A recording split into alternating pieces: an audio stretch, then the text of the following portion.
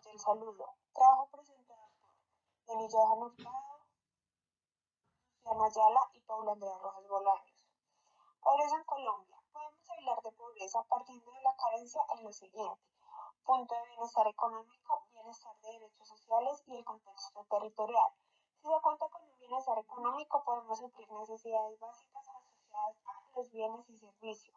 Los derechos sociales se hacen evidentes a partir de la carencia de la población y es allí donde hacen su trabajo para lograr un desarrollo social. Desde el contexto territorial se resaltan las características geográficas, sociales y culturales. Es por ello que es importante para la formación como persona y para el desarrollo social. En Colombia tratamos con dos clases de pobrezas.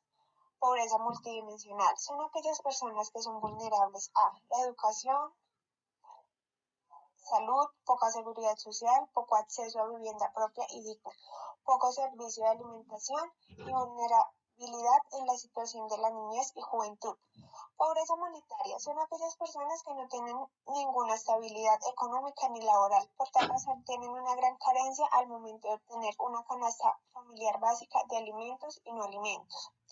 La desigualdad en Colombia se rige por factores como la poca oportunidad de acceder a la educación, muchas falencias en los servicios encargados de la atención médica, la corrupción de parte de los gobernantes del país, entre otras. Aunque Colombia es un país privilegiado por sus riquezas naturales, se vive mucha desigualdad en la distribución de ingresos al interior del país. Por ejemplo, un aproximado del 35% de hogares en Colombia viven con menos de un salario mínimo mensual.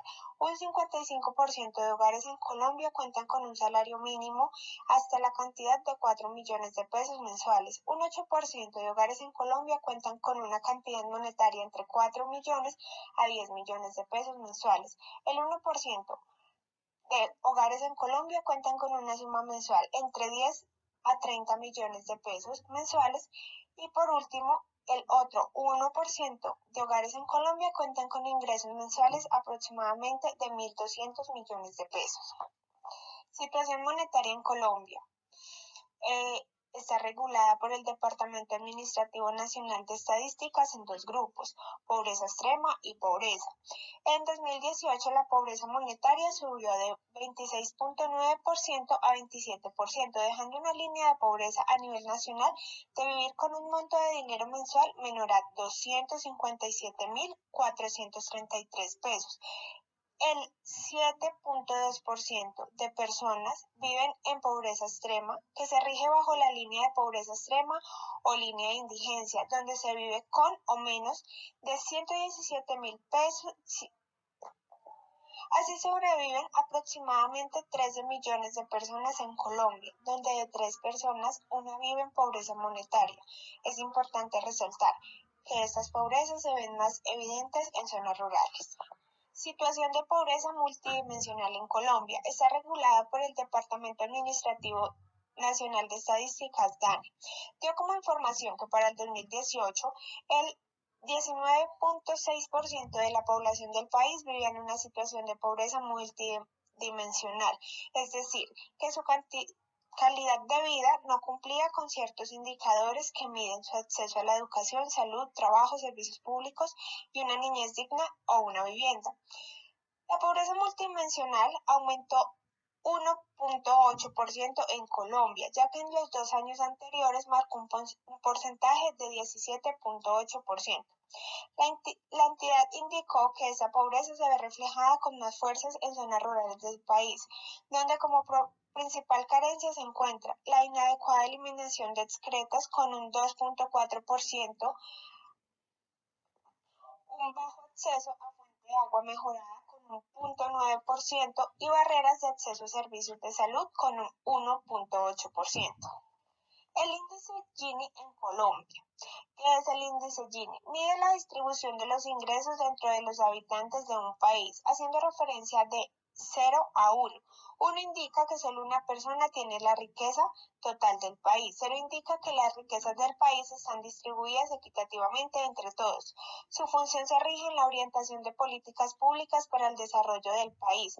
En Colombia dio como resultado en el 2018 un valor de 0,517 frente al 2017 con un valor de 0,508 a nivel nacional. Las ciudades que presentan menor coeficiente de Gini del año 2018 fueron Pereira con 0,416, Bucaramanga con 0,432, Ibagué con 0,435 y las que presentaron mayor coeficiente Gini fueron Riohacha con 0,529, Quibdó con 0,528 y Bogotá con 0,504. El de derecho. El término Estado Social de Derecho se acuña al siglo XIX por un señor de nombre Lorenz von Stein. Fue ideólogo alemán, influyente economista y sociólogo que apoyaba las ideas de Karl Marx y que buscaba que se pudieran dar las mismas condiciones de vida en la clase obrera y además ponía en tela de juicio el sistema capitalista de producción. También existe un término de estado de bienestar social, el cual tiene que ver con la provisión de servicios básicos en cumplimiento de los derechos sociales a la totalidad de habitantes de un país. Los principios fundamentales. Colombia es un Estado social de derecho organizado en forma de república unitaria, descentralizada, con autonomía de sus entidades territoriales, democrática, participativa y pluralista, fundada en el respeto de la dignidad humana, en el trabajo y la solidaridad de las personas que la integran y en la prevalecencia del interés general. En Colombia, el Estado es una comunidad social conformada por un poder que ejerce una autoridad sobre un pueblo ubicado en un territorio. Se vuelve Estado social a partir de las normas del Estado que le confiere libertades y derechos al pueblo. Existe otra relación entre el derecho y el Estado. De derecho es que ambos deben someterse a sus democracias. En Colombia existen tres ramas de poder público que ejercen su autonomía y democracia y actúan en derecho y son: el Ejecutivo lo representa el presidente, el Legislativo, el Congreso y el Judicial, que administra y aplica las leyes. El Estado Social de Derecho no solo debe proteger los derechos de las personas, sino debe realizar actividades, inversiones y todo aquello que le permita a los ciudadanos desarrollar las metas para el desarrollo de sus libertades constitucionales y tengan oportunidades dentro del Estado Social de Derecho. En el Estado de Derecho se garantizan condiciones mínimas para el goce de sus derechos, por ejemplo, avenidas, puentes, obras, pero en el Estado Social de Derecho debe haber equidad para que esas obras sean funcionales, por ejemplo, para invidentes, personas con discapacidad o cualquier tipo de limitación sin importar su nivel cultural, económico, político o social. Lo realmente importante es que todos tengan las mismas oportunidades para el logro de sus libertades individuales. También es importante que el Estado identifique las necesidades y llegue a las comunidades. Si es bien cierto, todos somos iguales ante la ley, independientemente de las condiciones sociales, económicas y políticas. Debemos tener en cuenta dos conceptos claros. Uno es el de la igualdad formal, que hace referencia a la norma y a las leyes, y la otra, igualdad material, que tiene que ver con el Estado, el cual debe garantizar que las personas más necesitadas tengan mayor prioridad en educación, empleo, salud y alimentación, entre otras. Es ahí donde deben construir escuelas, universidades, jardines infantiles y todo tipo de servicios sociales que beneficie a los más necesitados. Como grupo, pensamos que no se lleva a cabo en Colombia, que existe un papel a nivel constitucional, pero en realidad en Colombia vemos que la implementación de un Estado Social de Derecho se queda en manos de otros. Esto se sustenta en lo siguiente. Con respecto a la economía, el Estado Social de Derecho se debería intervenir para que los recursos del Estado generen riquezas y sean utilizados para el desarrollo de los derechos fundamentales del ciudadano. Pero esto no sucede debido a que los dineros generados en el Estado se desvían para beneficiar a grandes inversionistas o propietarios del bienestar capital. Con respecto a lo político, vemos cómo se vulnera el Estado social de derecho cuando los ciudadanos no logran representar políticamente a ninguna democracia libre y transparente, debido al fraude electoral que el gobierno de turno mueve para la elección de sus elegidos.